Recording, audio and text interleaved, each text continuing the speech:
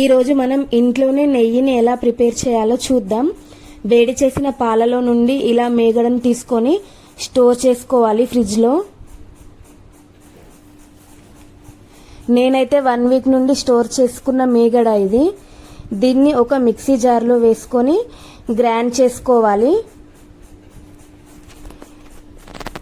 ఈ విధంగా గ్రైండ్ చేసుకున్న తర్వాత దీంట్లో ఐస్ వాటర్ వేసుకొని మళ్ళీ ఇంకొకసారి గ్రైండ్ చేసుకోవాలి.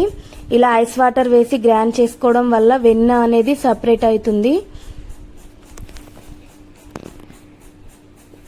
ఇప్పుడు దీంట్లో నుండి మొత్తం వాటర్ తీసేసుకోవాలి.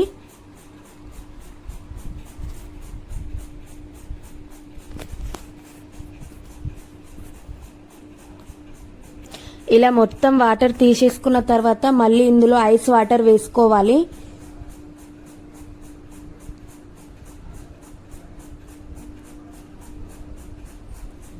ఇలా ఐస్ వాటర్ వేసుకున్న తర్వాత వెన్నెను అస్సలు వాటర్ లేకుండా ఇలా తీసుకోవాలి.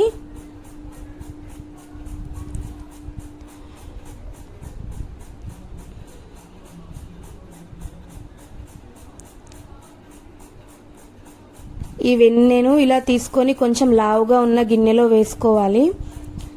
మనం మొత్తం వెన్నెను ఇలా తీసుకొని పెట్టుకోవాలి. గ్యాస్ ఆన్ చేసుకొని ఒక 20-25 మినిట్స్ మీడియం ఫ్లేమ్లో పెట్టాలి. మధ్య మధ్యలో కలుపుతూ ఉండాలి.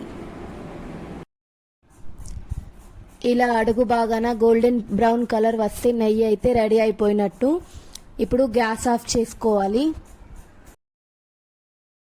ఈ నెయ్యి మొత్తం చల్లగా అయిన తర్వాత వడకట్టుకోవాలి.